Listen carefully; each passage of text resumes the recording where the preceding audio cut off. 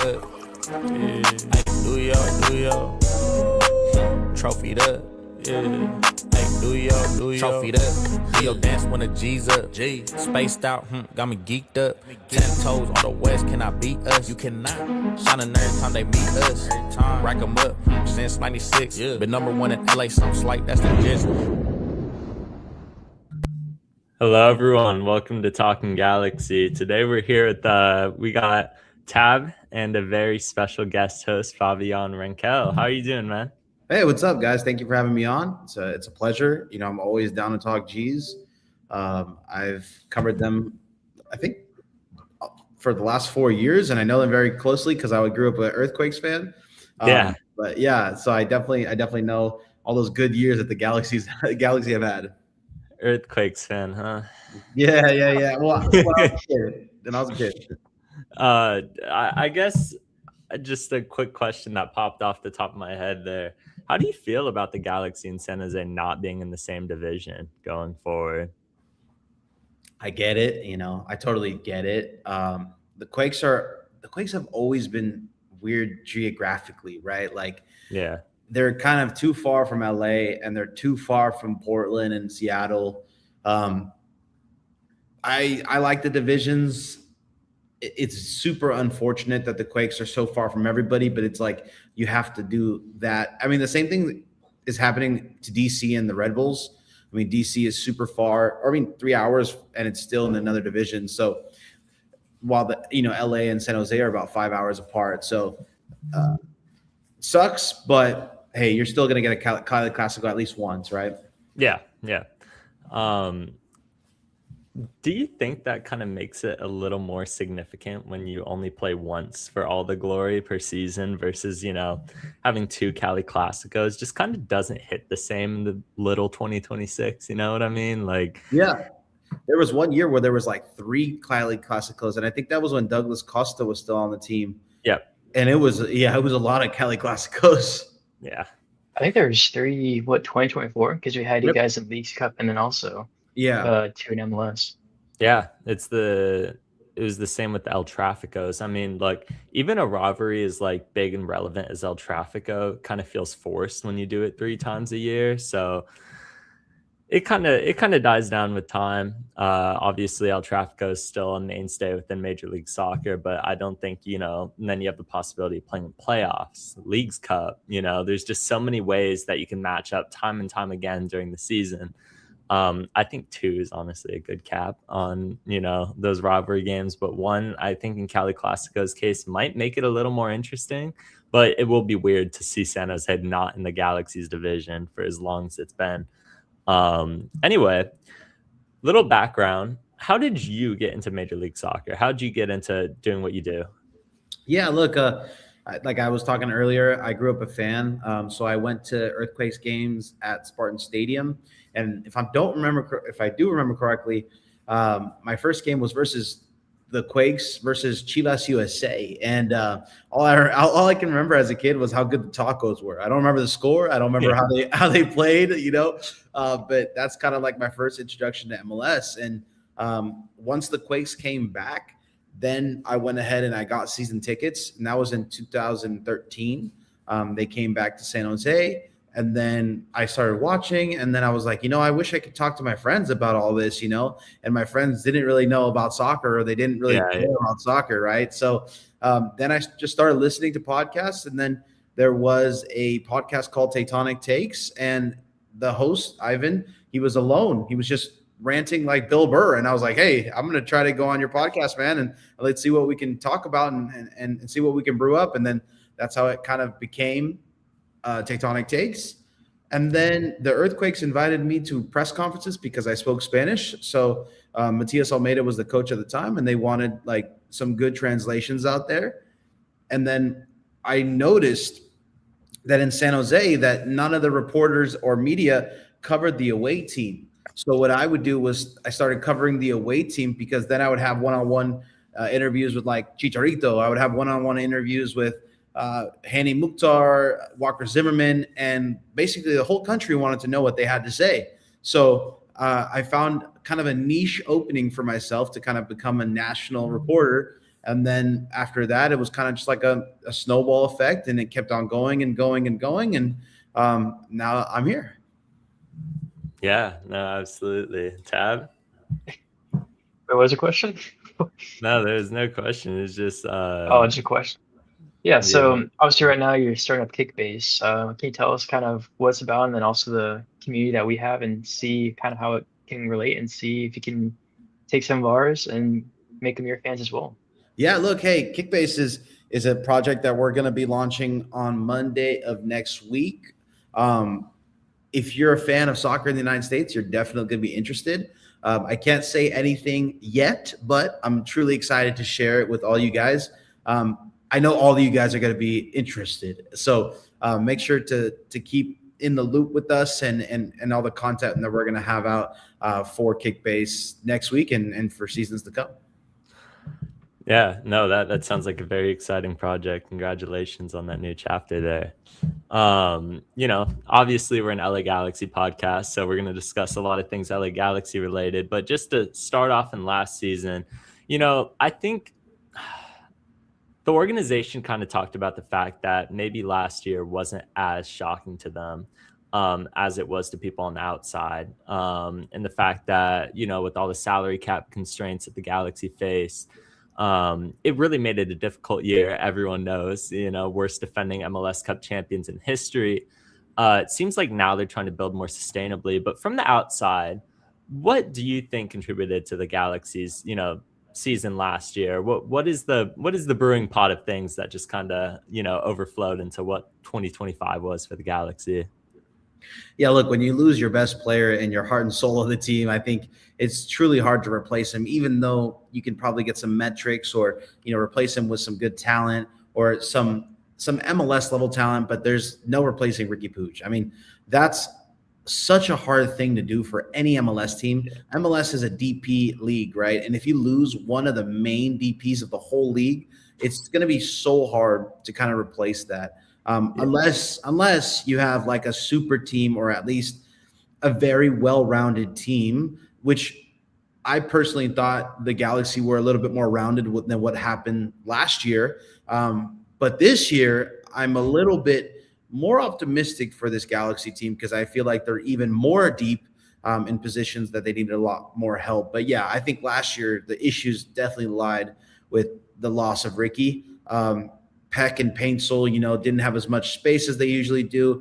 I mean, if you watched a Galaxy game in 2024, Puig was on the ball all the time, and he was asking for the ball. He would go all the way back to Yoshida and get the ball from him, and that's just completely hard to replace in MLS with MLS talent. Now, yes, you can go out and get a guy from, let's say, Barcelona, just like Ricky.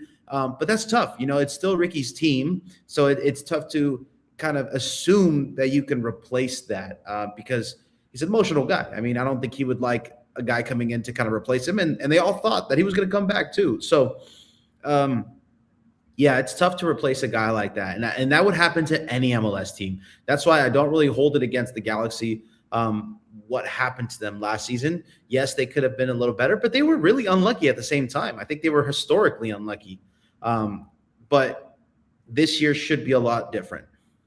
Yeah, hopefully. Yeah, I know what's called last preseason when we were covering the team, we kind of viewed the Galaxy in these blue, white, and yellow lenses where, everything's going to be fine. And that's just the Galaxy bias, I think, that we brought in. We thought everything's going to be okay. Ricky's going to be back next season and we're not going to do terrible. We're going to make playoffs. And then he's going to come back towards the end of the season and he's going to make a playoff run. And that couldn't be less true. So it's rough. But I think this time the Galaxy is, had a clean slate. Ricky's not coming back for the whole season. We can bring in whoever we want because he's on the season injury list. And we brought in João Klaus. We brought in Eric Tommy. We brought in Glesnes. And I'm sure we'll be going more into depth with that and kind of talking about the whole MLS as well. But I think right now, Galaxy's looking good and going into this new season. Yeah. Look, I truly think that last year wasn't a complete bust. You guys also qualified for the CONCACAF Champions Cup, a feat that a lot of teams don't do. So MLS Cup is, without Ricky is pretty tough. I mean, you guys are very fortunate that you were able to get the job done in 2024, but to kind of go back to back without your best player seemed a little bit unattainable. But getting to the CONCACAF Champions Cup qualification, getting that, man, I think you guys should be ecstatic for this team, what they were able to produce without basically their whole heart and soul. Yeah, no, you're right. I think the Leagues Cup run was genuinely something that saved the season and might have saved the job. Right. So, it wasn't a total waste of a year. And now the Galaxy, get the luxury of playing on February 19th in the, CONCACAF round of 16. Obviously, they're going to be going up to Panama for that game. So that should be interesting. I know Tab kind of mentioned it. The Galaxy have been a lot more aggressive this offseason. The second, Ricky ACL tear was just absolutely devastating. And the organization felt it. And maybe expectations of how high the Galaxy ceiling went from, MLS Cup contenders to, maybe not. But they're still swinging. They're still swinging. I do appreciate that. And it feels like they learned their lesson from last year, is that you can't bank on Ricky Puig, just magically showing up at the end of the season. You can't throw away another season. And that's what they did. I mean, let me take this intro off here. We have 2 signings that the Galaxy made within the past week or so. Joao Klaus, obviously filling the shoes as the designated player in replacement of Ricky Puig, the roster designation.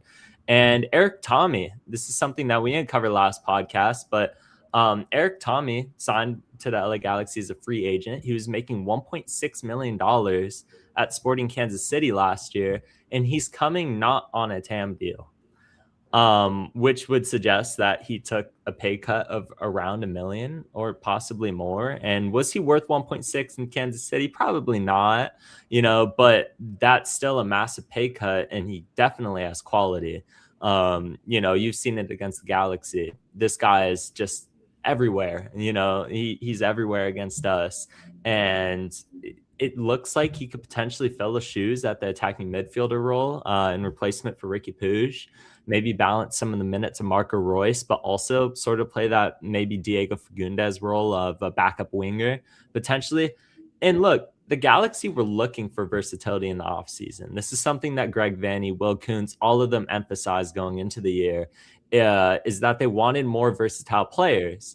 And, when they asked Eric Tommy about the move, he wasn't surprised. He wasn't surprised because the Galaxy, were looking for a player like him, and specifically him, for a little bit now, ever since they learned that he's going to be a free agent. Same with Joao Klaus. The Galaxy were looking at Klaus since last year. And these are 2 signings that they've had on their radar, and it seems like now the pieces fell into place to add them to the team. And maybe they won't be MLS Cup contenders, but where do you think this has the Galaxy going into 2026? Yeah, look, I think the additions that the Galaxy have made are pretty positive. I think I've heard a lot of things around the league about Joao Klaus, and if he's able to get 10 goals or above 10 goals, he could possibly be a pretty good signing for the Galaxy. The only thing is he's never scored over 10 goals. So it's a pretty tall task to ask from a guy who's shown you about two or 3 years of playing in MLS and not reaching that milestone. Now, but if you're the Galaxy, you kind of have to take that risk. You have to take a risk on a couple of guys if you're stuck in this injury that Ricky had for the second time. And I think with these 2 guys, you're taking enough of a risk to where these guys have some pretty good upside. And if they are able to, mold with Greg Vanney's kind of tactics and Greg Vanney's vision, I think you can't go wrong with what you're offering Tommy. I mean, he's not even a TAM player, so nothing wrong with that deal. And then Joao Klaus is only on a 1-year contract. So it's an expiring contract. You had that spot open because of the season-ending injury season-ending injury to Ricky Puig. And basically, you had money to use. Now, yes, you could have gone for a guy outside of MLS, but what guy outside of MLS is going to take a 1-year deal to come replace Ricky Puig And then at the same time, you have to make sure that Ricky doesn't get mad about the guy you're bringing in, because then he's going to feel like he's being replaced. So, no, I truly do think these two additions are great additions. I think it's the best with what the cards you were dealt, to be honest.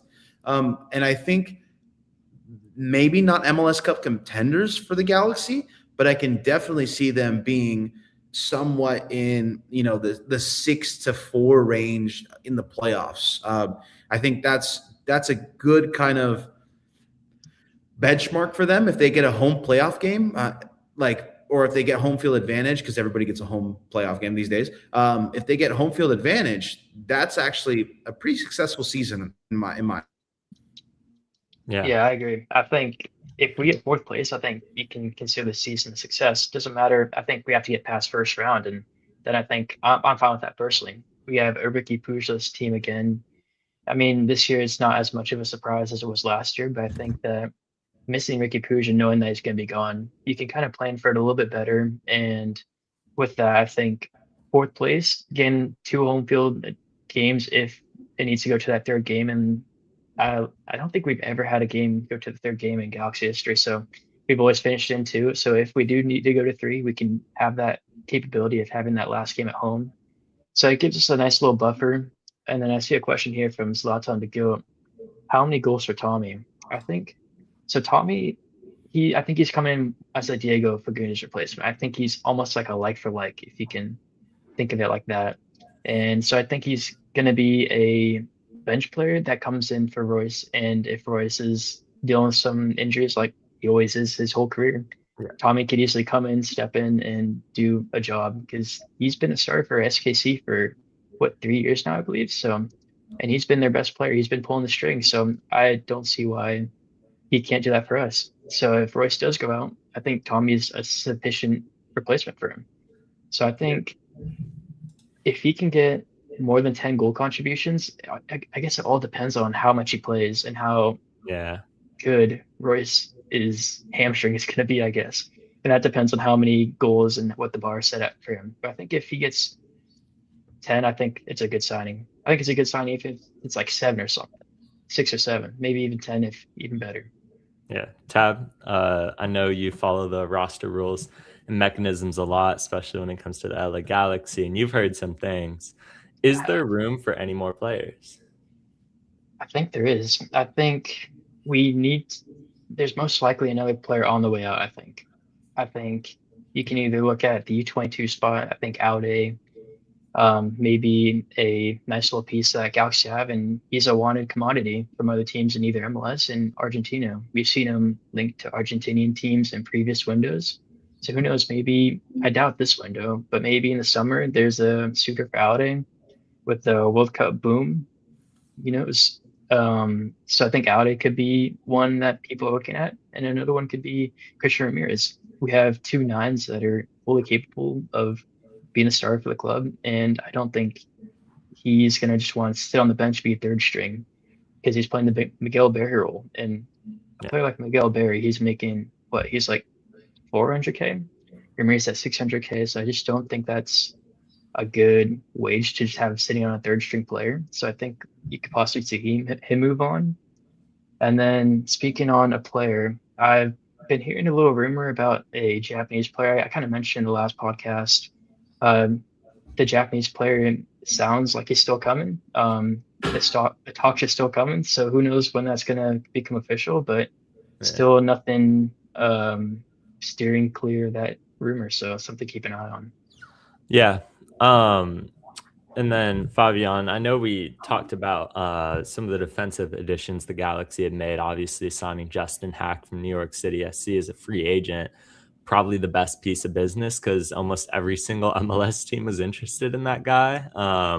And the salary, the wage that they're getting him on doesn't look like it's going to be, it's going to be expensive, but it doesn't look like it's going to be near what New York City FC were offering, which shows that we're getting him a bit below what his value actually is for the moment. They'll likely sign him to a long-term extension after this season. It seems like that's the goal for both parties. Jakub Golesnes comes into this team via trade with Philadelphia.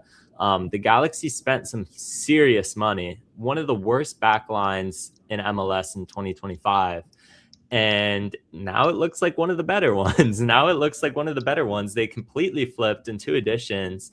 Jakub Golesnes kind of talked about the fact that, it's also defense by committee. They want this whole team to be dedicated to defense too. They want everybody to know their role, and everybody plays a part in this. It's not just a backline issue, it's an everybody issue. Amiro Garces, Justin Hack, Jakub Golesnes, all very capable starters at the center back position, all very good center backs. Could you see a potential change to a 3-back for Greg Vanney, or what do you think tactically they're going to go in 2026? 100%. I see a possibility of a 3-back. And this is one of the only teams in MLS that you could say you have center back depth. I don't know a single other MLS team that has this many capable starters in their back line. Competition is always a good thing, but this is like 4 guys who could truly start on the San Jose Earthquakes. I mean, like let's be honest here. So I definitely think that they're going to possibly look at a 3-back, and it'll be interesting, right? I still think Garces is a capable center back, especially with that speed in MLS. You're going to have fast players, and you're going to need some speed, right? And then Yoshida, I mean, maybe he had a down year last year, but I still think that he can be a valuable piece to a winning team and a valuable piece to this roster. But no, 100%, I can definitely see them going to a 3-back. That's what Greg Vanney did back in Toronto. So maybe he goes back into his Toronto bag and brings that out for the Galaxy. But like you said earlier, being versatile is huge for Greg Vanney, and this is exactly probably what he meant with getting the guys he got, because he got 2 very capable very good starting center backs, and then he has 2 capable ones on the bench too. So I totally think they can throw anything at an MLS team opponent. So 100%, I think this team looks better just with that versatility. Yeah, in San Jose, I mean, we just got rid of a center back, and if you want to call him up, go ahead. His name's Matthias Zonka. I'm pretty sure he's a free agent, and he's wide open for you, so please take him. Yeah, we kind of that news became official. I believe it was today. Everything feels like a blur at this point. But Zonka is officially no longer an LA Galaxy player. Mutual termination. It's just, you get some signings right, you get some signings wrong, and this was one of them that Will Kuntz and company got wrong. Mutual termination most likely reads, if you read between the lines, that he's going to end up in Europe. He's going to end up probably, back home in Denmark, or just, whatever club wants him at this point. I don't think he's too spoiled for options.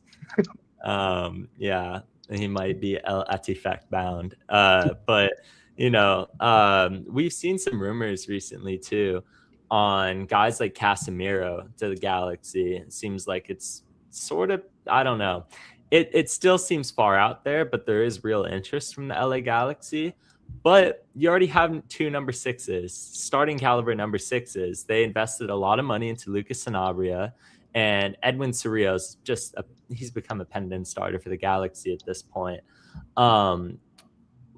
Is there any real chance of Casemiro? How does he fit into this Galaxy fold, do you think?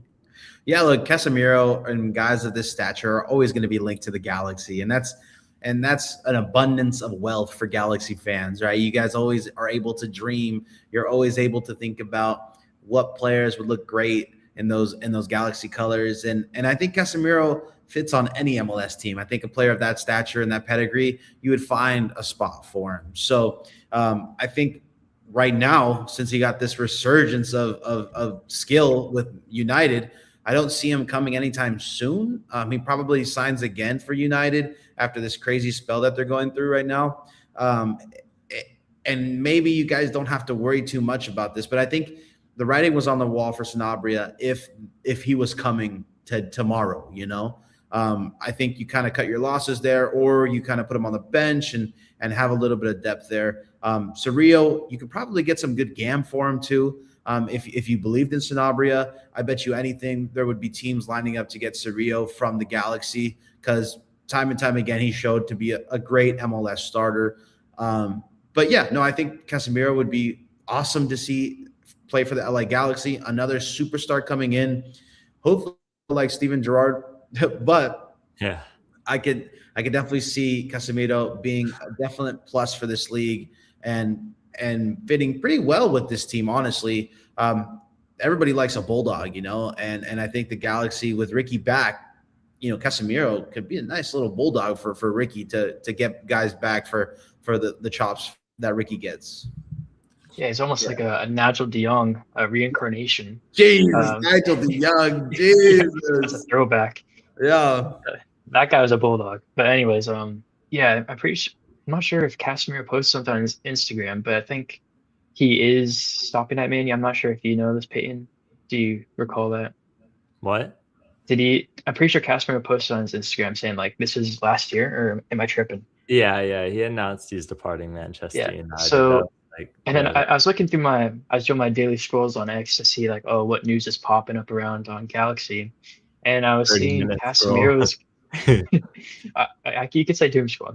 I was doom scroll on X, looking at LA Galaxy, and I saw a report from some Man United page saying Galaxy's gonna sign him on a DP deal. I'm like, that's just not happening. I think if Galaxy were to sign him on a DP deal, that's such a waste of a DP spot. Yeah. Sure. If somehow MLS makes a 4th DP slot, I think sure you can spend it on a 6, but I think in a 3 DP model, you shouldn't be spending DP money on a 34-year-old 6. It's just not feasible in this league, and you're not going to become successful doing that.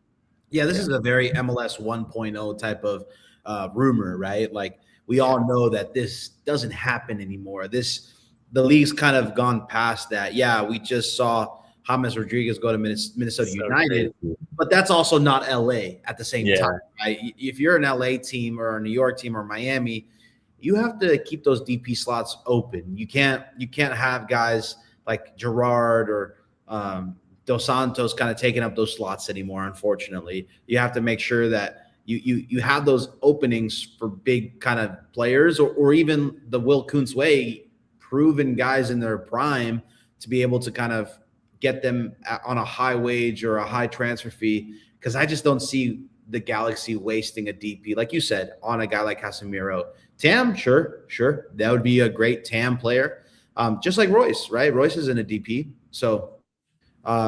Who has Casemiro's discovery rights? I want to know that one.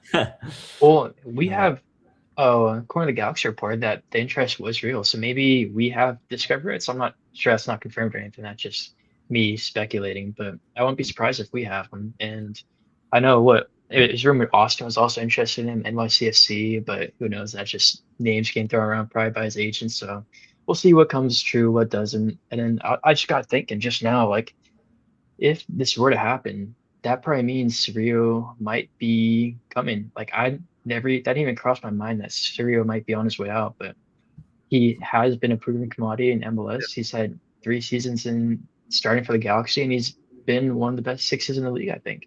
So I'd be surprised if teams coming for him. 100% you would have suitors for Cerrillo. And it's like, it's kind of working backwards a little bit, right? You would bring in a guy like Casemiro, and then teams would call.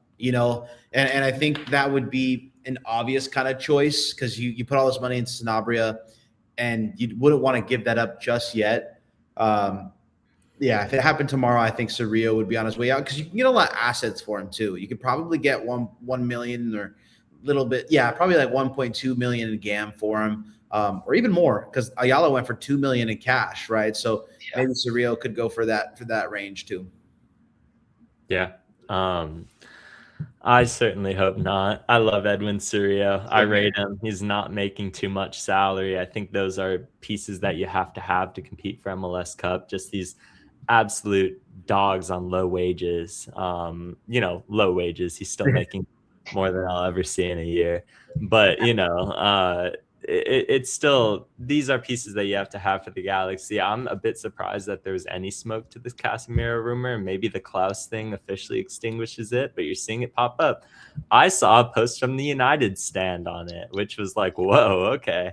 I'm honored, I guess, but I don't know. Or is it the infamous LA Galaxy with the LAFC logo on the rumor? Yeah.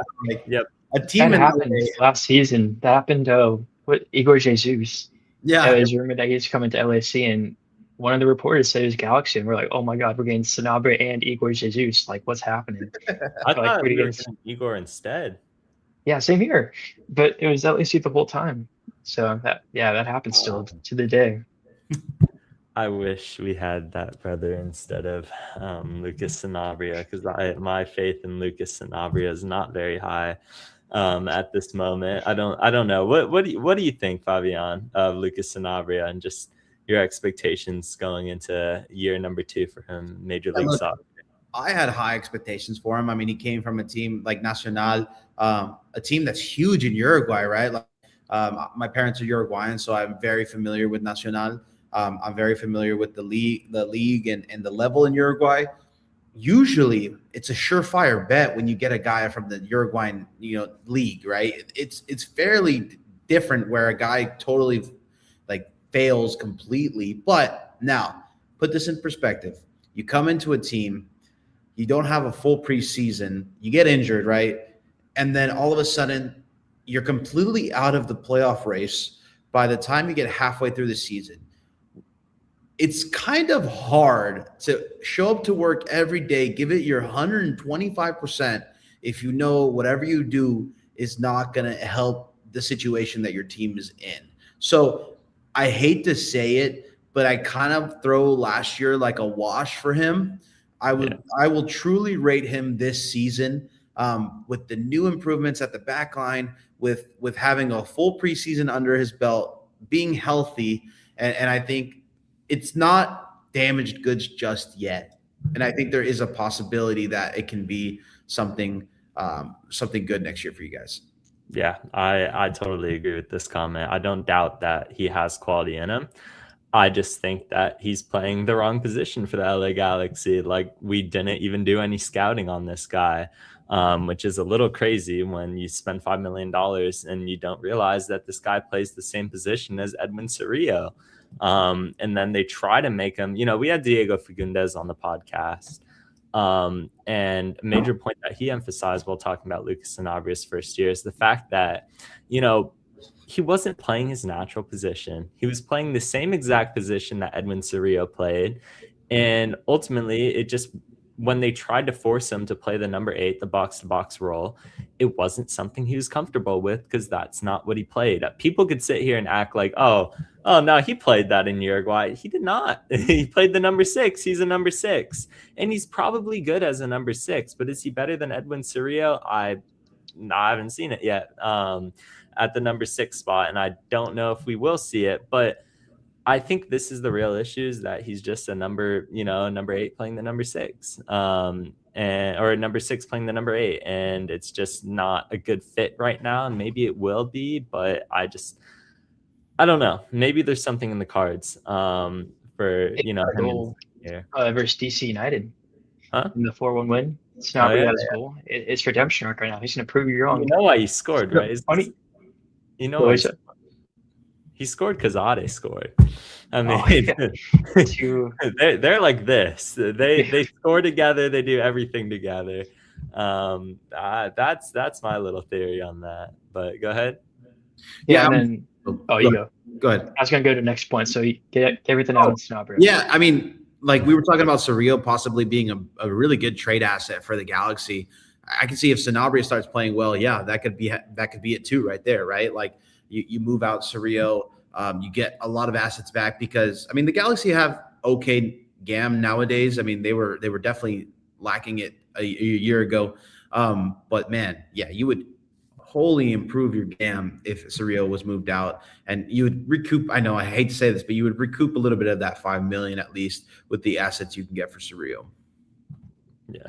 And then a question for everybody before we move into Tab's point is, what do you think we need in terms of depth? More defenders, midfielders, etc. And I'll let you start, Tab.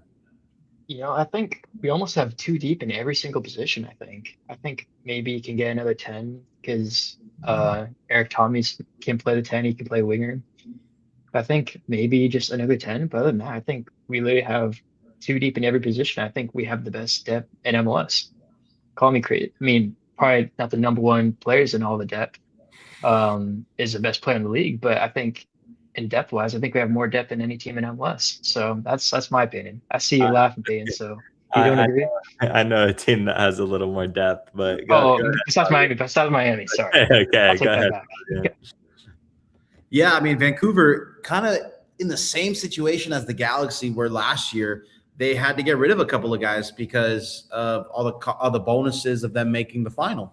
So a team that had a lot of depth was Vancouver, and the same fate as the Galaxy. They had to get rid of a whole bunch of guys. So no, I like the Galaxy's depth. I think their center backs are just insane. I mean, like I said earlier, there's teams that would claw at Garces even, and I think that's a guy who's not even starting if you don't do a back three. So no, I think the center backs are pretty stacked for you guys. Yeah. I would go for a number 8. I'm gonna just beat this point to death until everybody understands it. Every week on the podcast, I'll say it again: is that the Galaxy are missing Mark Delgado.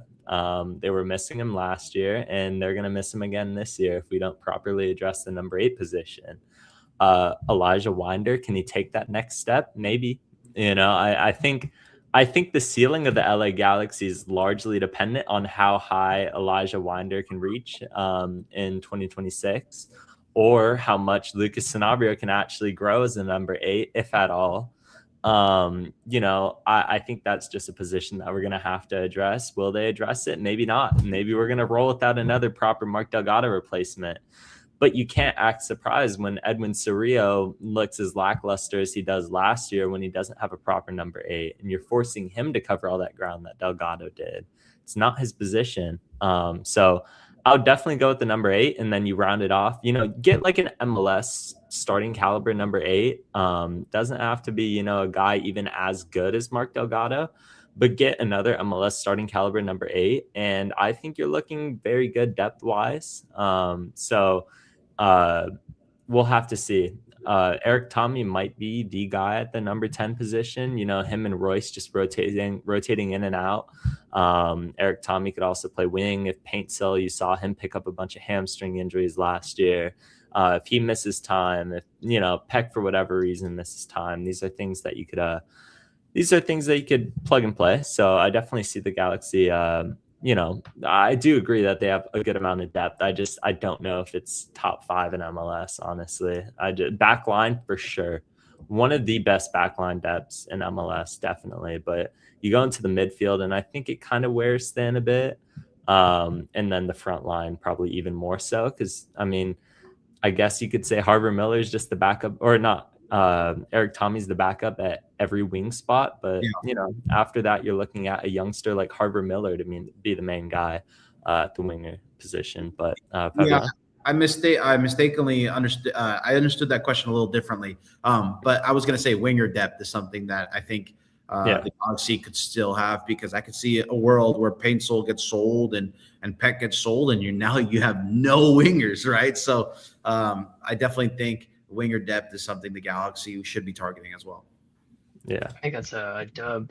Oh, we asked this.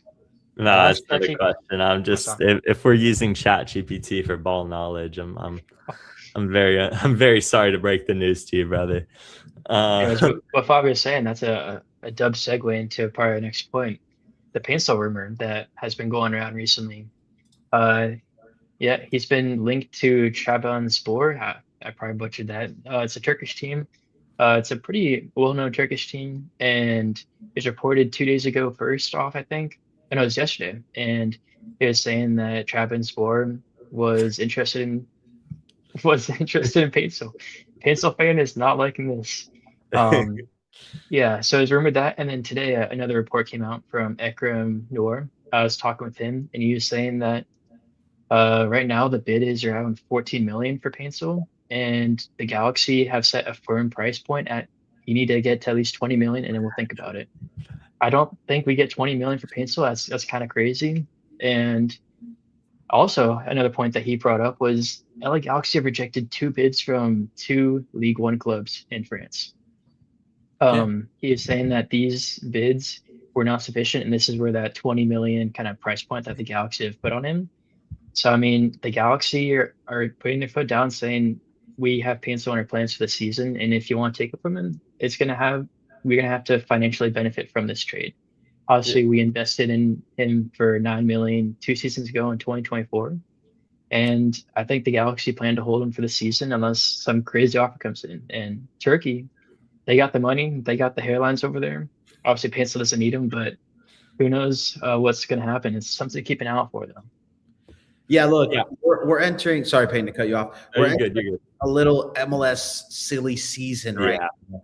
We're getting $25 million bids for Evander, $40 million bids for Kevin Denke. Bouanga's getting linked to every team in Brazil. This is officially the silly season of MLS. But that being said, if you're Will Kuntz, you can't really throw away the season. But if a bid comes in for 17 or 18 million, you might have to think about it, because this next transfer window, the summer one, is going to be such a big transfer window for MLS teams. Now, his job is on the line, so he can't play it that cool. But the LA Galaxy is going to be a player when all these players come to the World Cup and see that the facilities in the U.S. and the league in the U.S. is actually a lot better than they think. And I think the Galaxy are going to want to be a player in terms of having that kind of financial versatility when it comes to being able to bring in another superstar like a Casemiro or even like a Griezmann. And if you get a $16 to $17 million bid for Paintsil, a guy you paid less than 10 2 years ago, you won an MLS Cup, he's scored a lot of goals for you, I think you have to think about it. I hate to say that. I truly do. But I think you have to think about that and then replace him with someone in MLS for the time being. Yeah. I will catch a lot of heat for this in the comments, so you could go at me right now. Two things can be true. One, I believe that Joseph Paintsil is better than Gabriel Peck. I'm sorry. I know Peck's the flary winger. I know everyone loves to watch Gabriel Peck play. He makes the game look beautiful. You know, Jogo Bonito. Whatever. He's young. Paintsil should be better. And I think he is. And I think Paintsil catches a lot of slander in this fan base. Because, last season wasn't his personal best. I think that his confidence was low. He was missing shots that 2024 Paintsil would absolutely bank every day of the week. But that being said, I'm pretty sure this guy ended as our top goal scorer.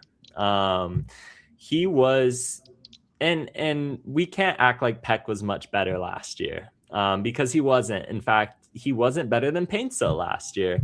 Peck would take players on like he did in 2024, and he just wouldn't be winning the stuff that he normally does. Because once again, confidence thing, Jakub Golesnes talked about it. When he played in Philly, it seemed like the Galaxy, just from an outside perspective, lacked confidence, lacked belief in themselves. And I think that was reflected in Gabriel Peck and Joseph Paintsil. But I think Paintsil as a player is better quality than Gabriel Peck, and he should be. And he's going to score you a lot of goals in this upcoming season. That being said, for $16 million in Tab, I know you got a collab post from this guy. And when I saw the 5-star credibility, I was like, No, this really? I think he's legit. Yeah, right. Okay. Because I'll go on record and say that if we could flip a $9 million transfer of Joseph Paintsil, if we can flip $9 million for Paintsil into $16 million, I will personally drive him to LAX. And I love Joseph Paintsil, and I'm serious. This is my favorite player on the team. I love Paintsil. Every player has a price tag, even a player as good as he is. I don't buy that figure of 14 million, because I think even at 14 million, the LA Galaxy would have accepted an offer for him. I think they would, he'd have his bags packed, whether it's Ligue 1, whether it's Turkey, wherever it is. I think he would be gone. Only 28 though, so I don't know. I would 14 million is the price that they threw around for Bouanga, who's 3 years older, right? So you're right. I think 14 is an offer that it's pretty tempting, But at 16, I think you just have to do it. I think that's too good of an offer for an MLS player, even though you invested 10 million. I mean, what more can you ask from a guy that will help you win an MLS Cup? No, I think you're right completely. 14 million is probably pretty tempting, but if you can get 16, I think that's the sell point. Yeah. Okay. No, I'm gonna back myself up right now for the 2-star to the 5-star. The 2-star was for who was it? It was Cordova. Gaucho linked with Cordova, and it was pretty obvious he was. I'm pretty sure he's at Tigres now, or like I don't know, I forget. But he's in Same some source, league by at the way. Mexico. It's the same source, but I think sources get sources from different areas. I think where he's getting this source, I think it's real because he was backing up points and it made sense. It made sense that Galaxy are declining offer for 14 million. I think, like you were saying, Favi, I think 16 million is more of an offer that they should accept because you this late in the season, Luca, thank you. This late in the season, the off season, you can't be selling your DP that you're almost like relying on to be one of your top goal scorers and just go out and find a replacement. I think if this came at the start of the window, sure, I think 14 million is a feasible amount that you can accept. But I think right now, just at the timing and how everything's playing out with Ricky out again, I don't think you can accept a 14 million offer. So it made sense for me. That's why I gave it a 5-star source rating because all the points add up to me. I don't know. You can say otherwise, but that's what made sense to me. So that's why I gave it the 5-star. So you would decline $14 million. So just I would right now. I think 16. Obviously 14. I'm like, okay, I'm tempted now. I'm gonna bargain with you. Yeah, exactly.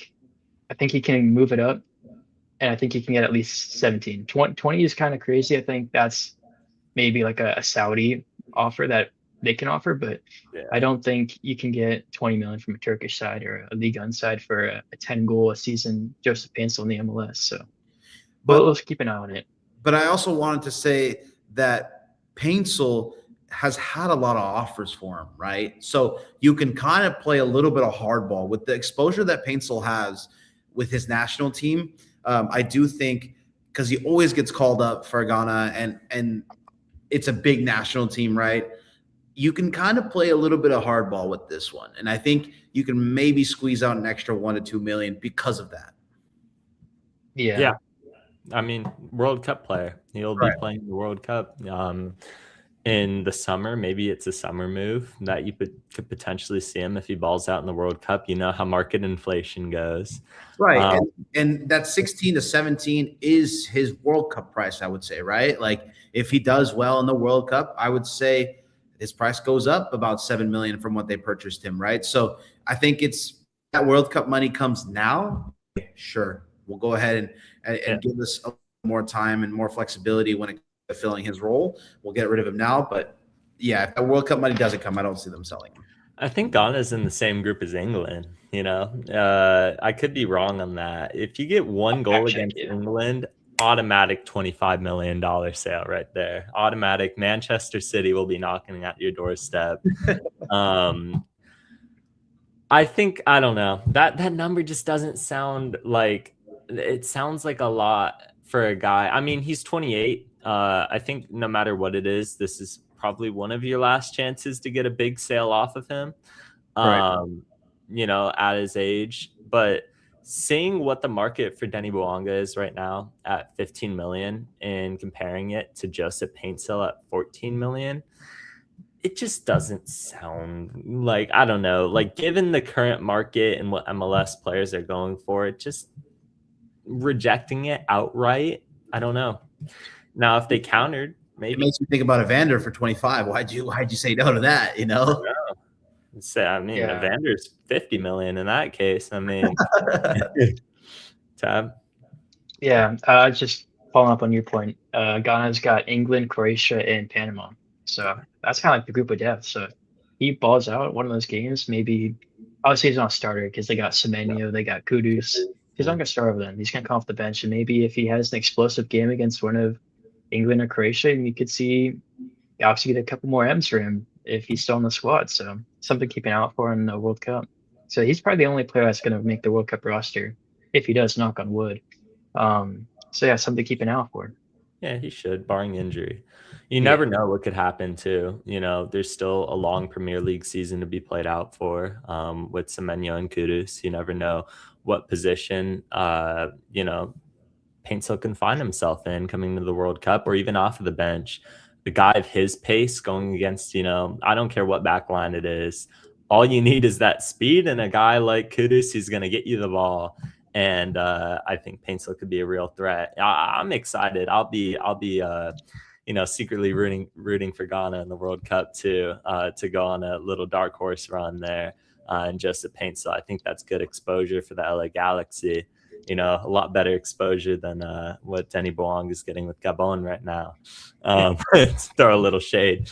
But I honestly have just seen Paintsil's like an LA Galaxy lifer type of guy, or like an LA Galaxy lifer until his hamstrings give out type of guy, with that pace. Inshallah, that his hamstrings will, stay intact for the next couple of years. But if it does, he's consistently going to be one of the best players in Major League Soccer, in my opinion, with the proper number 10. Somebody mentioned this in the chat, is that Peck's better with the proper number 10 than Paintsil.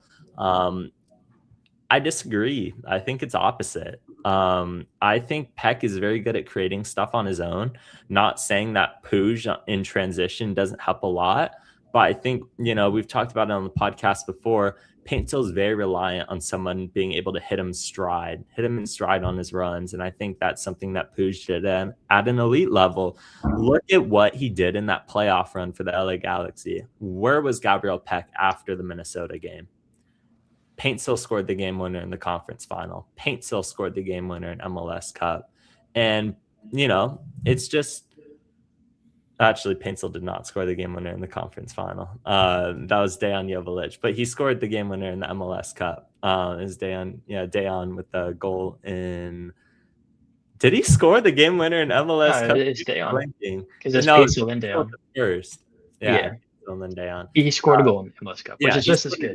Which is... Where was Peck in that run?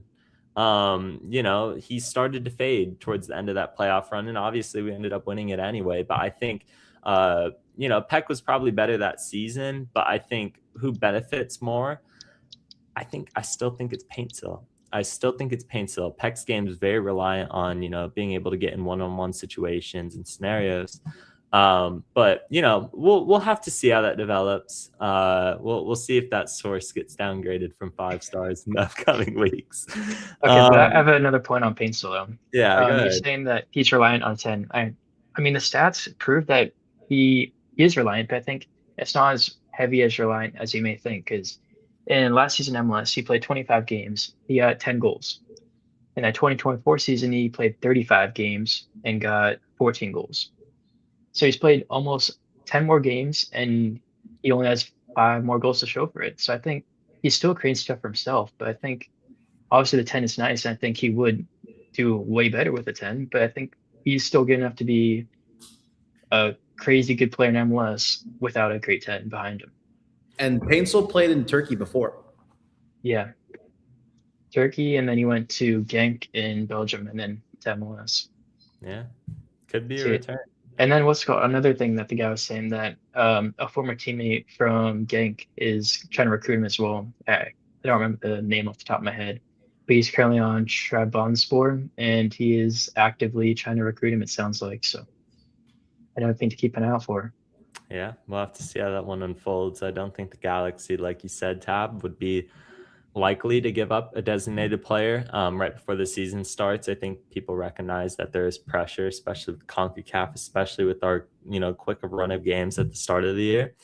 And maybe if there is a better offer, now is probably the time where they're going to start scouting certain wingers that they could get to replace them. It's difficult now that Europe's window's shut. These teams won't have a chance to get a replacement. So a lot of these things make it unlikely. Could a summer move be likely? Maybe. I still always see Peck as the guy that's probably bound to Europe next, then rather than just a Paintsil. But hey, it's all about business. And if the Galaxy get a huge offer for just a Paintsil, they're able to, gain profit off of that initial transfer. I mean, look, Will Kuntz has been sinking money. This club's been sinking money into Paintsil, Peck, and Sanabria. All of those transfers are over $25 million. They paid huge sums. I mean, Ade was the most expensive left back in MLS when he was signed. I think Omar Campos ended up passing that. You know, they spend massive amounts of money on these guys, and they don't have much profit in return to show for it. So we'll have to see as time develops what the Galaxy end up doing with Joseph Paintsil there. But I always imagine that would be Peck to get a break to Europe. Maybe he has another 2024-esque season. And then another random rumor in here was Karol Swiderski. It seems like this is one of the guys, former Charlotte FC player. Seems like this was one of the guys that they're monitoring before Joao Klaus at the designated player role, and it seems like Swiderski is not an option right now for the Galaxy. This was something that they're looking at before. One reason or another, I feel like the Galaxy are just, especially with the season approaching, probably in a mindset of whatever transfer comes across the line first. These are guys that we would like to have on our team, and whichever one we're able to, get done, we're not going to waste any time. We're going to get these guys integrated. So Joao Klaus, that wasn't a huge move for him, just a quick flight. Karol Swiderski, for one reason or another, this transfer didn't end up happening. So this rumor seems completely extinguished, but it was there. You want to speak on this a little, Fabian? Yeah, look, I think if you're a Galaxy fan, you're happier that they went with Klaus over Swiderski.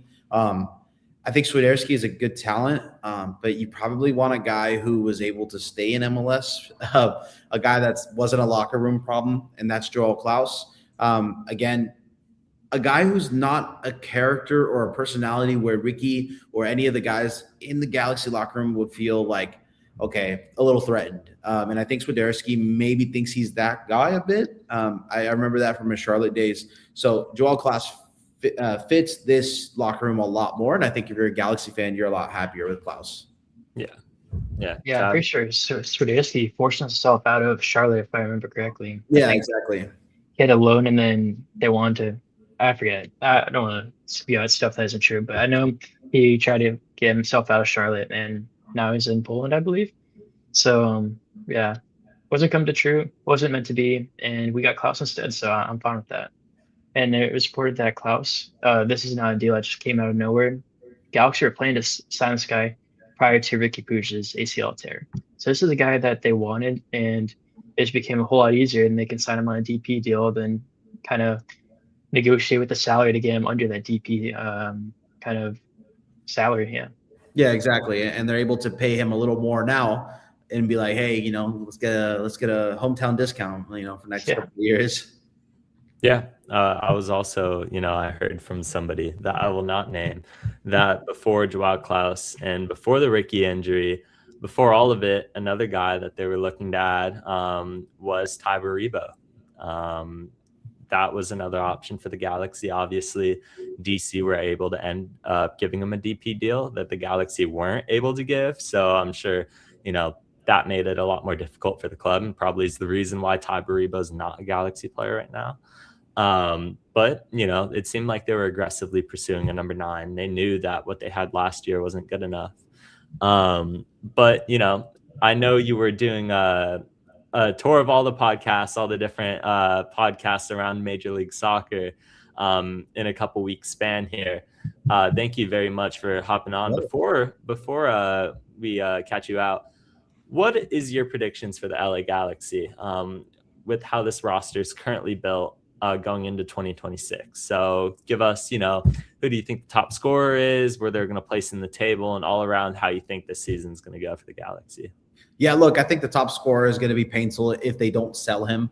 I do think he's the most proven goal scorer on this roster. I think he's going to have a lot more space because of Joao Klaus. I think Klaus is actually going to be possibly one of the best strikers with the hold-up play. And I think Paintsil and Peck, if they get the correct kind of service, can torch any defense, and if Klaus is kind of bringing that defense to him, they're going to have so many lanes to score some goals. And I think Paintsil's form is just going to go back to 2024.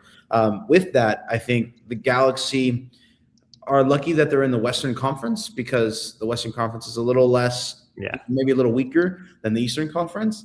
And I think with that in mind, I said this a little earlier, but I could see the Galaxy possibly getting a fourth place finish, and possibly getting a home field advantage a little bit for this playoff run. And I think that would be 100% a great season. I think if that is possible and attainable, then all the moves were correct. I think the worst case scenario, I don't see this team falling below the playoff line. I think the worst case scenario, I see them being in the play-in game. And hopefully they're hosting that game. Yeah. All right. Well, you have it. You heard it from the man here himself. Fabian, where can people find you at? Yeah, look, you can find me at Fabian Rankel, or I am Fabian Rankel on Instagram. It's always a pleasure interacting with both of you guys on Instagram. You guys are doing a great job, and I appreciate you having me on this little podcast tour that I'm doing. And I'm always excited to reach out to guys that have the passion that you two both have. So thank you so much for having me on. And it always reminds me back in my days. I'm getting old now. No, but you guys are doing a great job, and keep it up. And thank you so much for having me on. Of course. Thank you. Thanks for hopping on the podcast. Have a good night. Take care, guys. See ya. All right, Tab. Into more important than Galaxy news was our tournament. Oh, yes. Oh, man. So the Galaxy Outlaws hosted a tournament over the weekend. This is an annual tradition that they do every year. Is the annual Galaxy Outlaws. Normally it's futsal, but this year they ended up doing 11v11 on grass. The original intention was for it to be futsal. Tab and I teamed up, of course. We got on the same team here, as you see in this Sally. One person's doing the goggles. The other person has no clue what they're doing for their celebration. Threw up the heart. You thought it was a heart? That's supposed to be. It's a Pedri. It's a Pedri. I look. Oh, you could see it's not there. It's Yeah. just either way, you can't tell what the hell I'm doing. But there was an intention there. But thank you very much, Galaxy Outlaws, for putting that tournament together. It was very nice. Up bright early in the morning. Nothing can get me out in the morning besides footy, I guess. Yeah.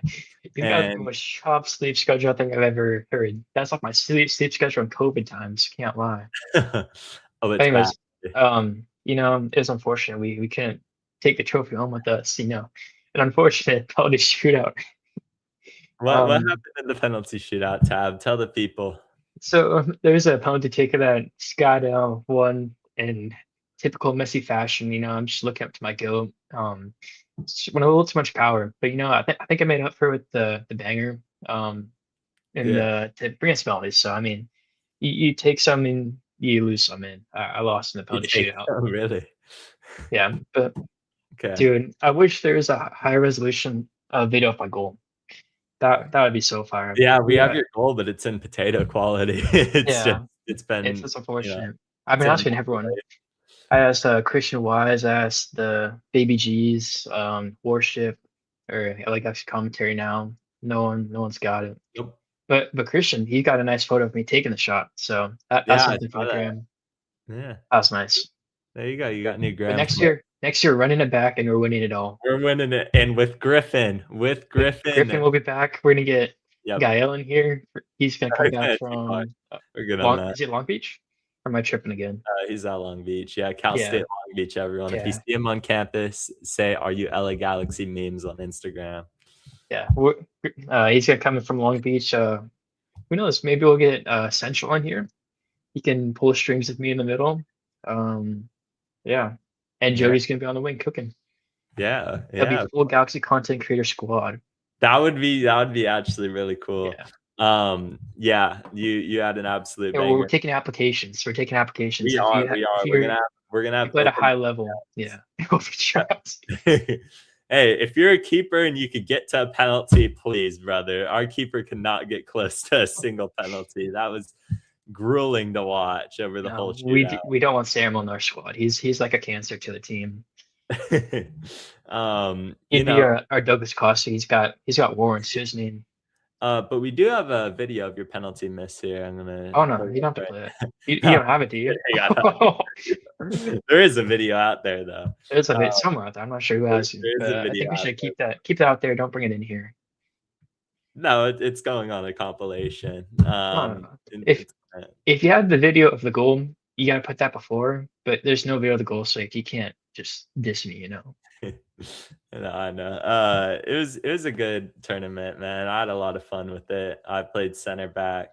You know, unfortunate that it ended in penalties. That's just kind of the worst way to go Yeah, out. we had it as well. We had it. I know. It's so If you close. give And they us went 5 up. more minutes at the end of that game, we win it. I Yeah, truly believe. and news across the galaxy and have taken the trophy home, so we can say we lost to the champs, and we took them to the final minute, final Yep. seconds, and it wasn't meant to be. Literally the final cake. Yeah. You know, news across the galaxy. Well deserved back-to-back champions, but it's not coming home next year. It is coming back to Club de Cabral. Yeah, it's not going to be a. Didn't Club America went back to back and they're trying to go for the Tri Campeon, but it didn't happen. We're going to be Toluca. We're going to build Toluca up, and we're going to win. Club de Cabral is coming back, and it's coming back even better. Man, that game was so crazy. It was close as well. There was a chip shot that went over. We had like a one-on-one. Oh yeah, barely went. We gotta over. get Arthur back. Arthur's cracked. Arthur is a 6. I didn't know Is Arthur he actually? was a 6. I thought Yeah. it was a 9. Nope. That's had why I him dropped at his 9, midfield. and he canceled right before the tournament because his girlfriend Oh. got sick. So if we could have dude, we could build things up next year. It's coming home. I heard they might do it twice a year now. That might be a thing that they do. So I'm hoping it's still 11v11 so we could have our whole team back together. So it's going to be fun. Thank you, Galaxy Outlaws, for hosting that tournament, of course. And yeah, I look forward to holding the back line together again next year, hopefully. Some housekeeping Galaxy news is some new numbers going into 2026. It looks like Jakub Golesnes will take the number 5 from Zonka. You know, we talked about that mutual contract termination today. Jakub Golesnes is your new number 5. Chris Rindolph is your new number 20. Who last had the number 20? I'm trying to think. Was it Surreal? I think it's Surreal. No. Oh yeah, it was Edwin. Yeah. All right. Yeah. Nobody had it last year though. I don't think so. No. Okay. Well, Rindolph, what was he, like number 73 or something? 63. He had an 63. FBC number. Yeah. Yeah. He had a VCFC number 63. Yeah. Okay. And then Justin Hack, number 15, taking he's number 15, but he'll never be as good as Eric Zavaleta, you know, no matter how hard he tries. So new numbers there. And I says tough shoes to fill. And then also Joao Klaus got number 99. I think we're waiting on what's his name? Tommy to choose his number. Then we're gonna put out another post for him and Klaus. Yeah. So Tommy doesn't have a number yet. I see someone in the chat asking. He had his training photos released today and they didn't have a number on it, so still no clue. I mean, number 7's open. Number 7 could be taken. Who knows? Maybe I love the number 7. Yeah, I mean, it'd be in such great fashion as well. The Diego Fagundes replacements takes Diego Fagundes number, and I can't lie though.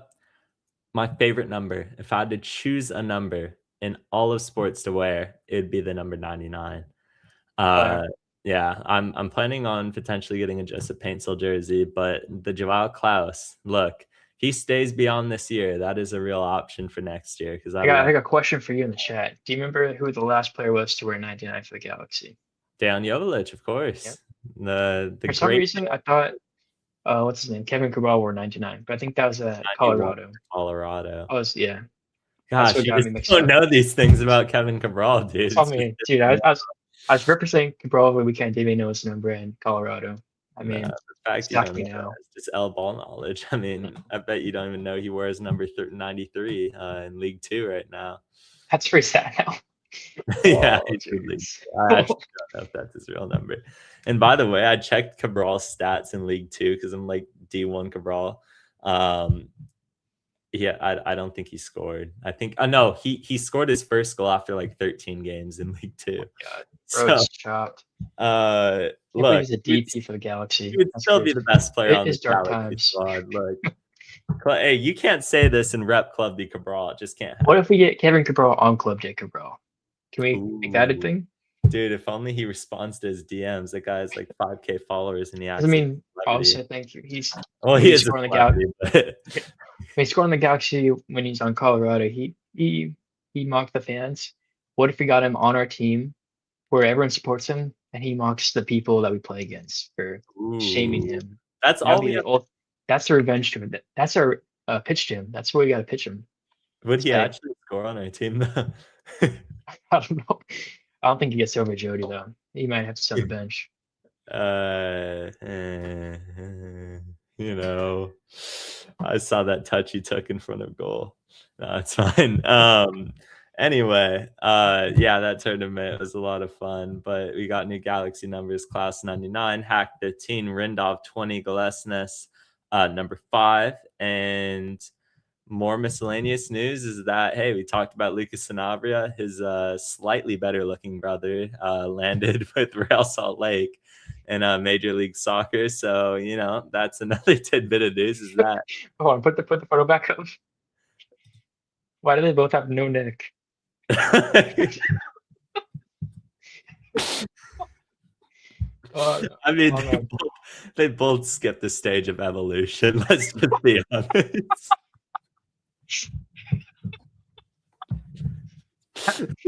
They're missing an upgrade. Yeah.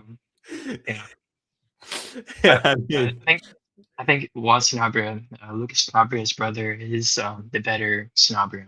Pretty sure transfer market has his value at 5.5 million or something. So he's a left back as well. So RSL really? signing a left back. Yeah. I mean, let's hope it ends up better for them than it ends up for us. Yeah, Sanabria versus Sanabria bid off. They're gonna get 2 of those this season. Oh man, dude, all right. I mean, you could just never match the Cabral brothers' aura. It's just never gonna happen. And it felt like we signed the wrong Cabral brother when Remy was banging in goals. I think he won the Golden Did we sign Boot. both? Wasn't Remy on G2? Yeah, but like he's banging in goals on G2 in the main. Oh, I league. see what you mean. Yeah. Yeah. But the wrong one Anyway, the first no team. disrespect to Kevin, forever has my heart. But yeah, I mean, Sanabria's brother, what's his name? I have it in there. Juan Sanabria signs for Real Salt Lake in Major League Soccer. They'll get to play each other twice a year. You know, I don't know. I really don't know what to say about that. God, we had to have 2 of them. Yeah. All right. On to the next piece of news. Not even news, it's just our schedule, man. Like we got Coachella coming up this weekend. Tab, are you going to any of these Coachella games? I'll be at the Chicago one. And then Alright. Galaxy has a game tomorrow versus not TC. Who is it? He plays someone tomorrow in a closed door game before he head to Coachella, I believe. I'll fact check that right now, actually. So you can. Yeah, no, probably. They've been playing a lot of closed door games. I actually don't have it up here, but I must have forgot to brought the graphic in. But we played DC United. We played DC United and we won 4-1. Speaking of Lucas Sanabria, he scored in that game along with his boyfriend along with his friend Julianade. And then you had a Matthias Nascimento goal. Who else scored? There was 3 scores for the Galaxy. It's Orange County. Tomorrow. Yeah, Orange County. You know, a lot of beef Is it with Royce? Orange No, it County. wasn't Royce. No, what? Let me fact check. I think it's Royce. That sounds about right to me. Yeah, Marco Royce, Julianade, Matthias Nascimento, and Lucas Sanabria. Of course, that was closed doors, so we can't see anything. We didn't even see any goals from it. So, as far as Peyton is gone. I am currently trying to pull up the final score, so don't mind me. see, that's never happened before. I hit the back arrow and I am completely out of the whole studio, but I'm back now. Back and better than before. I lost all my graphics, so we're gonna just roll this through for the rest of the podcast. Let me pull the kit up one. We got a new kit, everyone. We got a new home kit coming in. And man, this is some mid. I can't lie. This is completely mid. It's 2019 recycled to me. This is not, I know it looks like it has lightning. Not lightning. Apparently it's just the lighting. But it does look like the crest has stars in It it. is. Can't see that here. Our boy JP, internet fiend, doom scroller, he found out that all Yeah. MLS teams are gonna have those little stars on them. I'm pretty sure I'm on the slides. I think you have it in better quality on your post. So if you want to check that out, go over Oh to. wait, I got another one here. You Oh. can't see the stars, but Oh, it's the players wearing it. You got all the new players. Klaus, those jeans are very tight, brother. But yeah, we We're just fucking everyone today. No one's safe from us. no one's safe. And Yeah, by the we're way, on that topic, sorry, not to Klaus. Look, Klaus and Donovan, we gotta let the hair Klaus needs to go. go to Like, Turkey. Klaus needs to go to Turkey. huh? Or maybe he needs to go to Turkey, or pull the Donovan, get a toupee, Just get it glued on his head. go bald. It's completely okay. It's completely okay. Look, I'm not gonna get into the psychology of this because I'm sure there's deeper reasons, but look, it's okay to be bald. It's okay. Tab's gonna be bald one day. Vata's gonna be bald one day. Everybody in this chat's gonna be bald one day. It's okay to go bald. And Joao Klaus, it's okay to let the hair go. Like it's not working, man. And look, Donovan, you're up next, brother. No, you see what Donovan did? He has a toupee, and he goes into some, I don't know, wherever they do this thing, but he goes in and he gets it re-glued every month or something like that. Not even like Turkey, new hairline. It's straight. It's not even his hair. It's fake hair. That I'm taking a screenshot of that after, and that's going in. Okay, I'm sorry. It's just look, Donovan, you are the LA Galaxy's greatest club legend. You have the jersey back over here. Yeah, you have it right there. The nipple hole jersey. Oh yeah, I got to tell you a story about that.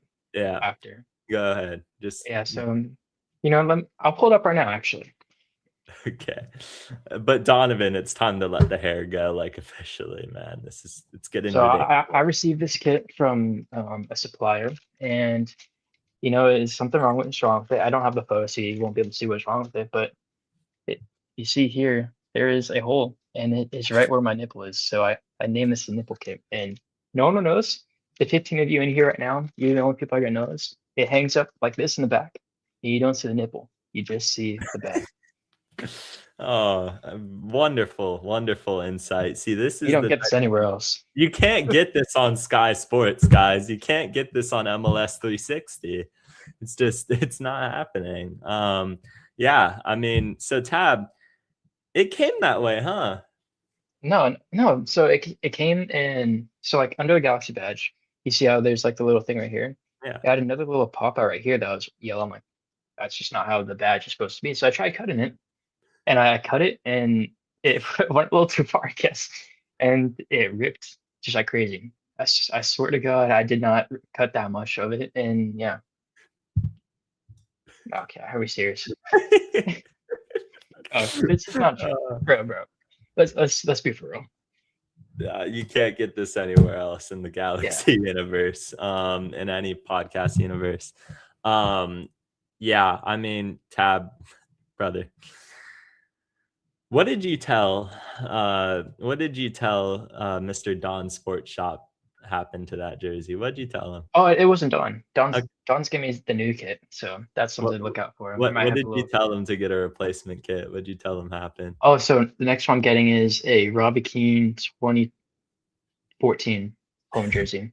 So that one shouldn't be wrong, and if it is, it'll hang up right next to Marco Royce. But it's bad. What's wrong with the Royce kit? It's nothing wrong. It's just my only other name kit that I have. Nothing's wrong with the Royce kit. He's just always injured. Hanging up in the rafters like his jersey will by midseason. No disrespect to Marco Royce, wishing him a very healthy 2026. Just his legs, man. I feel bad for what that guy goes through. Anyway, so you got the new kit. The Galaxy have their February schedule. It looks like we will be playing a lot of games, and a lot of them at home. Coachella is always a great time. I went last year. It's a good chance to get to meet all the players, get your autographs, meet the new signings, whether it's Hack, Lesnes, Klaus, um, Eric, Tommy. You get to meet all these guys. But I, right after Coachella is CONCACAF. And right after CONCACAF's MLS, and right after MLS is that leg 2 of CONCACAF. And right after leg 2 of CONCACAF is more MLS. So, man, this season is getting ready to ramp up. By our next podcast, we will be about to do the Coachella Valley game against St. Louis. Wow. Next podcast will be our last one without like a prediction going up for the game, because we'll have the Sporting San Miguelito games on Wednesday. That the day before, on that Tuesday, we'll have a prediction up for that game, the New York City game, and then we'll do a live watch along of all of these competitive matches. We're back, baby. Besides the home one. So in reality, we're just doing one watch along. So watch along February 19th. Yep. Is that a Thursday? Yep. Yeah, 5 p.m. I think it's a Thursday. It might be. Thursday, yeah. We will be doing a live watch along. It's at 5 p.m. So book it in your calendars. Get ready. We will be there. I remember the Herediano one when we lost, just like yesterday, man. Bro, I was, you know where I was in the Herediano one? I was in Barcelona. The time zone, I think, is 9 hours difference. I was up at 3 a.m. watching the Galaxy lose 1-0 to Herediano. That was crazy. And then the next day I had to go to my class and my study abroad thing. I was on like 3 hours of sleep. So the stuff I do for the Galaxy, you know, terrible crazy. Time. I know. Yeah. Will you guys do interviews? So I was thinking about this. I'm gonna put a poll on my Instagram. You know how Arsenal has Arsenal Fan TV? I was thinking of doing something similar and see how it. Try it out Coachella. If it goes well, maybe do it during season. But I'll bring like a little mic. You guys can come up, or I'll go up to people asking them questions and you should answer. And if your answer is good enough for the clicks, you'll be in the video. Yeah, see, that was the goal last year, and then the season just went to shit so quickly. It was like, okay, I don't want to get punched after a game, so I'm just not going to get in people's face and be like, you want to do an interview? So hopefully this year we have better outcomes for the LA Galaxy. I'm just hoping at a minimum we're mid this year. That's okay with me. As long as, you know, we take a progressive step forward, that's fine, honestly, because we're not going to be MLS Cup contenders. But get me that 6th seed and I will be ready. I'll be ready for that 6th seed matchup against Minnesota United. I'll be there no matter what. Minnesota's got James Rodriguez till summer, and then he's gonna be gone, and they have no one else. Weird. That's such a strange signing. I mean, I just didn't expect him to end up in Minnesota. Like that's his random. He's not a DP as well, which is the crazy part. It's his random. Like what the Galaxy did that. Yeah. Probably because they wanted more stability than just the summer. I'm assuming they wanted a guy for the whole year. So hopefully your Japanese number 10 guy is the truth. We'll have to see, but that's a very low risk signing for them. So, you know, not a bad business. Predictions for CONCACAF, we'll have actual game predictions, you know, game by game, but I think both of us kind of think that we're going to get to the quarterfinals and probably crash out to just a better opponent. You still on that same? Yeah, I'm pretty sure it's Toluca. I think it's the Puma side. So we can either play Puma, San Diego, or Toluca in the quarterfinal. Yeah. So I mean, most likely Toluca. I think San Diego's down 1-0 is what it sounded like in the chat. So yeah, I mean, CONCACAF's been going on today, or CCC. Let me pull up the games. I know Club America won 2-1 against Olympia, and then Forge and who they play? The Canadian team played Tigres, and they tied 0-0 in Canada. So really, CONCACAF is back and running. We're still back. They're never gonna win. They're never gonna win. But that's interesting that they drew. I guess you're gonna have to fight Worship LA Galaxy, Tab. This is just gonna have to be something that I'm gonna be fight. Yeah. Well, you know what? We'll set up a ring, and I'll be the content. Actually, we don't have to do interviews. All right, who do you guys have in the fight? Worship LA Galaxy or Tab? Who's winning this battle right here? We'll go in the center circle. Actually, that would be like the boundary. Yeah, I got Watch Worship in round 3, knockout. that's a halftime entertainment, and if whoever wins gets the interviews for the day. Okay. Yeah, perfect. Yeah, you guys could do that every match day. Starting 11. I mean, for some reason, this guy just loves John Nelson, and I don't dislike John Nelson, but I think it's just because he replies to his DMs. John I'm Nelson. gonna have Aude has higher upside, has a higher ceiling, but John Nelson is currently better than Aude, I think. More well-rounded, I should say. Novak, Ade, Garces, Galesnes, Mauricio Cuevas, Hack, Cerrillo, Paintsil, Peck, Tommy, Klaus.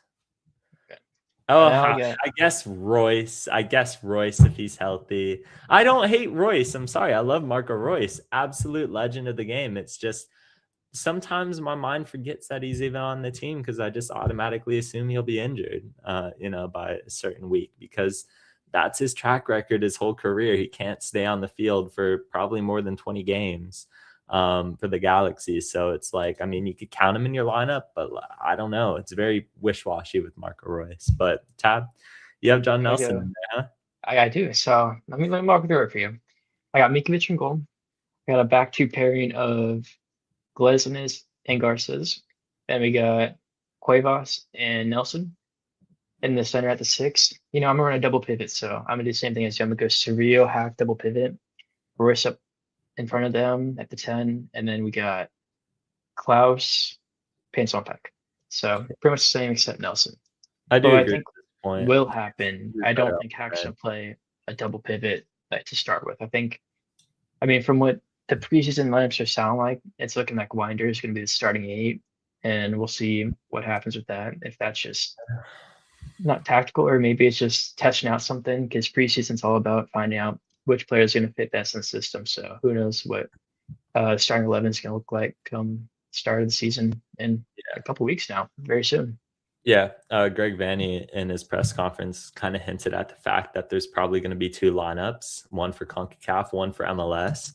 And if I had to assume, at least until the quarterfinals, I would expect the MLS lineup to be more, starting caliber. So I would not be surprised to see that CONCACAF game have guys like Elijah Winder, Miki Amane, even maybe Amaya Yoshida starting. You never know. John Nelson probably, he'll go with old reliable for that. And then I imagine MLS, he's going to go with the guys that, he thinks is going to actually run up the table for him. But CONCACAF, I think you'll see a good rotation. Certain guys I'm sure are going to stay in the squad.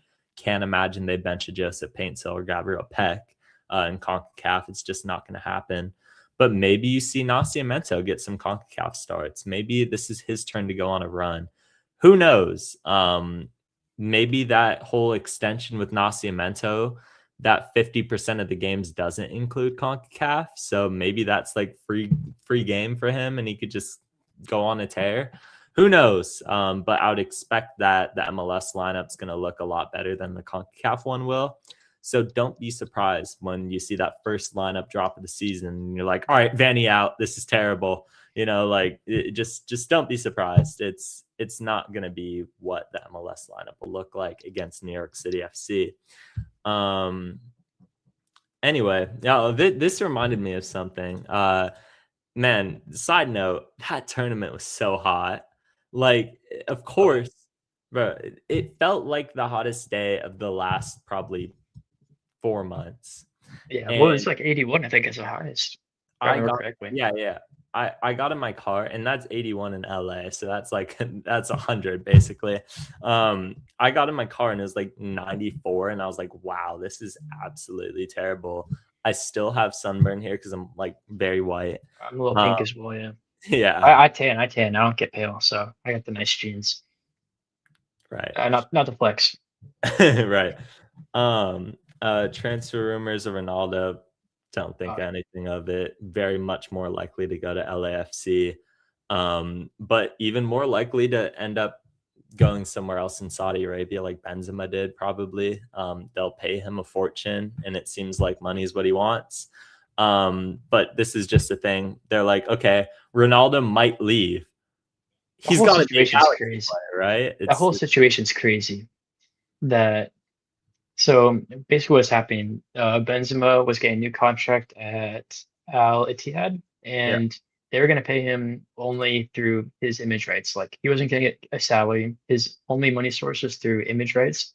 Benzema's mad. He's like, what the heck? And so in Saudi, Al Hilal, Al Nassr, Ronaldo's team, Al Ittihad, Benzema's former team, and there's one other team, one of the other big four over there. They're all owned by the same guy, the same group, ownership group, and they basically just run the Saudi league. And they weren't going to pay Benzema pretty much. They're only going to pay him off image rights, which I mean, it probably would have been a lot, but it probably just wasn't as guaranteed a compensation as Benzema would want late in his career. Like he probably wants actual money, and maybe he can slack off a little bit. Who knows? He's what, like 38 or something crazy like that. He's getting up there. Yeah. So Al Hilal, same ownership group as Ronaldo's team, Benzema's former team. They come in and they offer him a different contract, and Benzema accepts it. And Ronaldo's fussing about it, and that's why Messi's my goat. I don't like either Messi one would of never. them. I saw a Twitter post or X post saying is kind of messing with Ronaldo, saying Messi is so mad at MLS because Team Warner's going to San Jose and he doesn't think it's fair. And he's kind of mocking Ronaldo with the Benzema transfer. I don't know if people have seen that. I thought that was funny. Yeah. I mean, maybe he leaves. I could see him go back to Sporting, but I think he wants that 1,000 goals. Although, shoot, Victor Gyökeres could score like 100 goals in Sporting. I'm sure Ronaldo can put up enough numbers to get himself to 1,000, because Victor Gyökeres is absolutely not doing well for Arsenal right now. He'll probably come around though. Anyway, yeah, I'm not a Messi or Ronaldo GOAT guy. I'm gonna go down the Mo Salah route right there. Are you serious? Best Premier League player. Okay, Premier League we can argue that, but all time, what you gotta pick someone? Gotta be Mo Salah. Are you serious? Gotta be Mo Salah. Okay. I don't like Messi or Ronaldo. I genuinely look what jersey you're wearing. And that's just elbow knowledge. With the jersey you're wearing, that's just. All right, how'd West Ham do this weekend, brother?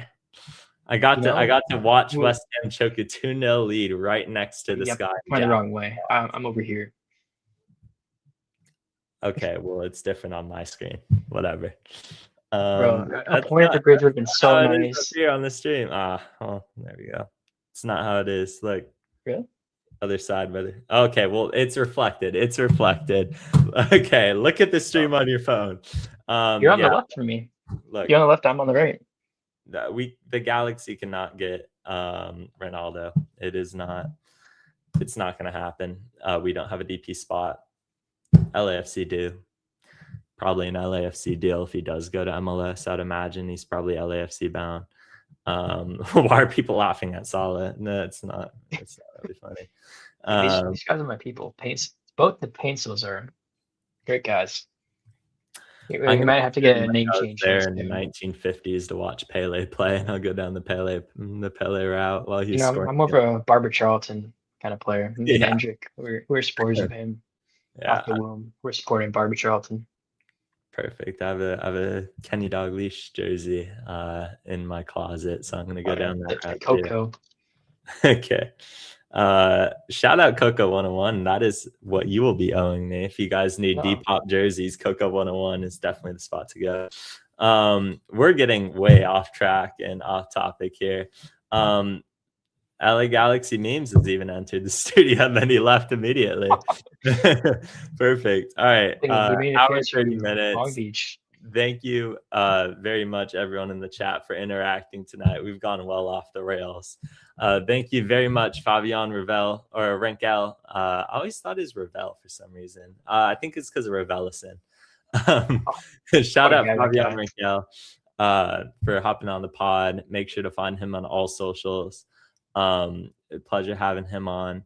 And yeah, Tab, where can people find you? I was gonna say that guy is dedicated. He's on the East Coast, so he's 3 hours ahead. He is up till 12 talking to us. So great guy. Make sure you follow Kick Base. on Instagram. I'm pretty sure that's where he's gonna be posting later in this week for his big surprise. Oh yeah, Paul Richardson. That's who we need a goal. That's who we need a goal for our tournament. I'll hit him up. I'll make sure we get him. Perfect. Anyways, you can follow me at Galaxy Jones Lay on Instagram, TikTok, and X. As for myself, I'm Anfield Headlines _ on Instagram, or we have a jersey giveaway going. My good friend Chris at LA Galaxy _Buzz. It is a bucket hat, Team Sun 2023 Team Sun bucket hat giveaway. So make sure you go support that too. Yeah. All right. Well, Coachella Valley's coming up. The LA Galaxy season's getting ready to start, and my light didn't fall this whole podcast. So, shout out the light for holding up this time. And yeah, thank you all in the chat. Make sure to like and subscribe if you haven't already. Turn on post notifications. And yeah.